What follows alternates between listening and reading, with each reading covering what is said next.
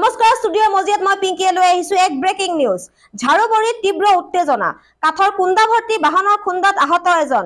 দক্ষিণ কামৰূপ পলাশবাৰী সমষ্টিৰ অন্তৰ্গত ঝাৰুবৰীৰ মাগুৰপাৰাত যোৱা নিশা তীব্ৰ উত্তেজনাৰ সৃষ্টি হয়। প্ৰাপ্ত তথ্য অনুসৰি লোহাৰঘাট দিশৰ পৰা ৰঙামাটি অভিমুখেৰে আহি থকা AS05C2322 নম্বৰৰ এখন কাঠৰ কুন্দা ভৰ্তি বাহনৰে ঝাৰুবৰীত নিকটৱৰ্তী এটা চাৰিআলিত দক্ষিণ কামৰূপ টেণ্ট হাউচৰ সম্পাদক কৈলাশ দাস নামৰ লোকজনক খুন্দিয়াই পলাবলৈ চেষ্টা কৰে।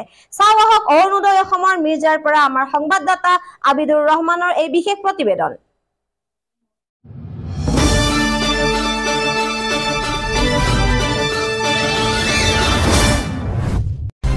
ঝাৰুবৰীত তীব্ৰ উত্তেজনা, কাঠৰ কুন্দাভৰ্তি বাহনৰ খুন্দাত আহত এজন লোক। দক্ষিণ কামৰূপৰ পলাশবাৰী সমষ্টিৰ অন্তৰ্গত ঝাৰুবৰীৰ মাগুৰপাৰাত যোৱা নিশা তীব্ৰ উত্তেজনাৰ সৃষ্টি হয়। প্ৰাপ্ত তথ্য অনুসৰি লোহাৰঘাট দিশৰ পৰা ৰঙামাটি অভিমুখে তীব্ৰ বেগেৰে আহি থকা AS05C2322 নম্বৰ এখন কাঠৰ কুন্দাভৰ্তি বাহনে ঝাৰুবৰী নিকটৱৰ্তী এটা চাৰিআলিত দক্ষিণ কামৰূপ টেণ্ট হাউচ সন্থাৰ সম্পাদক কৈলাশ দাস নামৰ লোকজনক খুন্দিয়াই পলাবলৈ চেষ্টা কৰে। লগে লগে স্থানীয় ৰাইজে কৈলাশ দাসক বৰিহাটৰ জনতা মেডিকেললৈ প্ৰেৰণ কৰে আৰু আনফালে দুৰ্ঘটনা সংঘটিত কৰা বাহনখন খেদি খেদি মাগুৰপাৰাত জব্দ কৰে। পিছত আৰক্ষী আৰু বন বিভাগৰ লোক উপস্থিত হৈ বাহনখন থানালৈ লৈ যায়। ৰাইজৰ অভিযোগ অনুসৰি প্ৰায় সকলো অবৈধ কাম কৰাৰ বাবে ব্যৱহাৰ কৰা হয় এইখন বাহন। চোৰাং গৰু, চোৰাং কাঠ আদি সৰবৰাহ কৰাৰ বাবে তীব্ৰ বেগেৰে চলাচল কৰে এই বাহনে। সেয়া সংঘটিত হয় এনেবোৰ ঘটনা। বন বিভাগ তথা প্ৰশাসনত মেনেজ কৰি কেইবাগৰাকীও লোকে পলাশবাৰীত চলাই আছে এই অবৈধ চোৰাং কাঠ আৰু চোৰাং গৰুৰ ৰমৰমীয়া বেহা। মিৰ্জাৰ পৰা আবিদুৰ ৰহমানৰ report, Orunodoi Assam.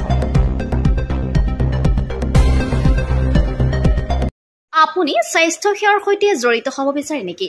Laboratory technician বা অন্য পেৰামেডিকেল টেকনিচিয়ান হিচাপে সন্মানজনক বৃত্তিত নিয়োজিত হ'ব বিচাৰে নেকি? তেনেহলে আপুনি যোগাযোগ কৰিব পাৰে ইনষ্টিটিউট অফ এলাইড হেল্থ ছায়েন্সৰ সৈতে। ইনষ্টিটিউট অফ এলাইড হেল্থ ছায়েন্সত diploma in medical laboratory technology, bachelor in medical laboratory technology আদি কোৰ্চত এডমিশ্যনৰ সুবিধা লাভ কৰিব। ইনষ্টিটিউট অফ এলাইড হেল্থ ছায়েন্সত উপলব্ধ সকলোবিলাক কোৰ্ছে university recognise course. Institute of allied health ছায়েন্সত এডমিশ্যনৰ বাবে যোগাযোগৰ ঠিকনা তেতেলিয়া LP স্কুলৰ সমীপত, গুৱাহাটী। ফোন নম্বৰ 600006263881 বা 6001089572।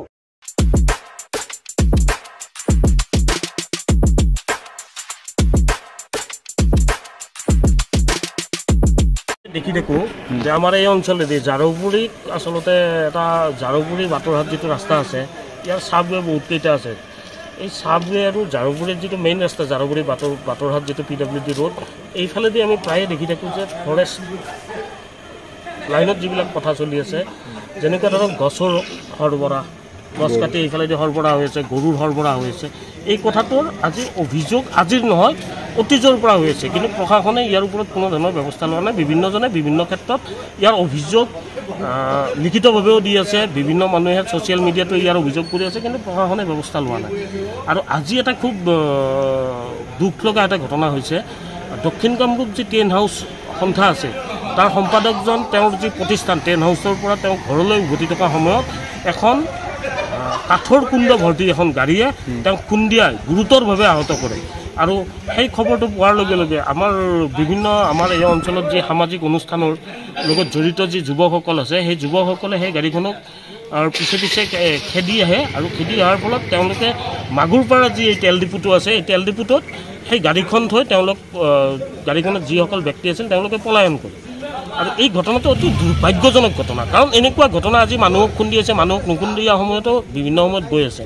মই নিজেও এজন প্ৰকৃতিপ্ৰেমী যুৱক, আপোনালোকে জানে মই এজন সৰ্পমিত্ৰ হিচাপে যথেষ্টখিনি কাম কৰি আছোঁ। তো আমি এটাই কথাই বাৰে বাৰে ফৰেষ্ট ডিপাৰ্টমেণ্টক কৈ আছোঁ, প্ৰশাসনক কৈ আছোঁ যে আমি প্ৰকৃতিক সংৰক্ষণ কৰিব লাগে, প্ৰকৃতিক ধ্বংস নহয়। তো প্ৰকৃতিক সংৰক্ষণ কৰাৰ ক্ষেত্ৰত কি তেওঁলোকৰ বুজাবুজি আছে, প্ৰশাসনিকভাৱে কি বুজাবুজি আছে, বন বিভাগ আৰু বন মাফিয়াৰ কি বুজাবুজি আছে, এই কথাটো আমি আজিলৈকে বুজি পোৱা নাই।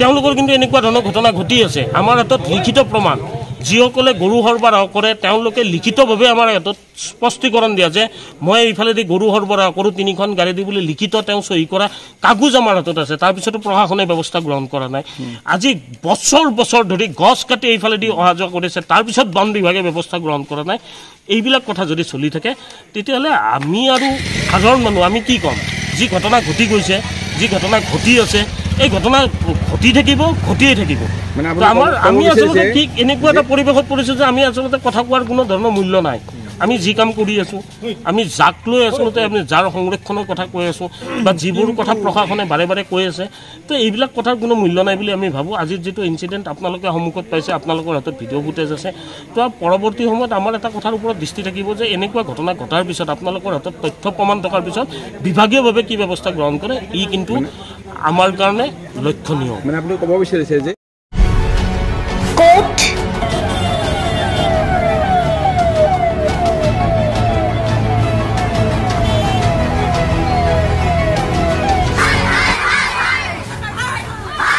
কিয় কেনেকৈ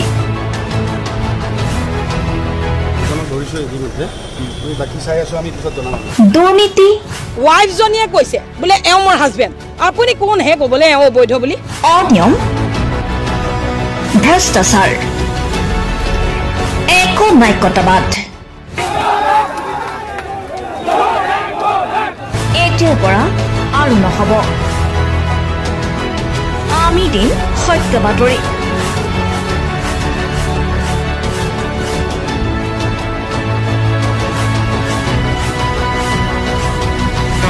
নিজকে সংস্থাপিত কৰাৰ বাবে শুদ্ধ ৰূপত নিৰ্ভীক নিৰপেক্ষতাৰে আমি সাজু অসমৰ উন্নয়নমূলক যাত্ৰাই আজি এক নতুন দিগন্ত ভৰি দিছে অসমৰ ৰাইজৰ পৰা আমি সদায় আশীৰ্বাদ বিচাৰোঁ আমি এনেকৈ যাতে আমাৰ জননী জন্মভূমিক সেৱা কৰি যাব বিচাৰোঁ অৰুণোদয় অসম নিৰ্ভীক নিৰপেক্ষ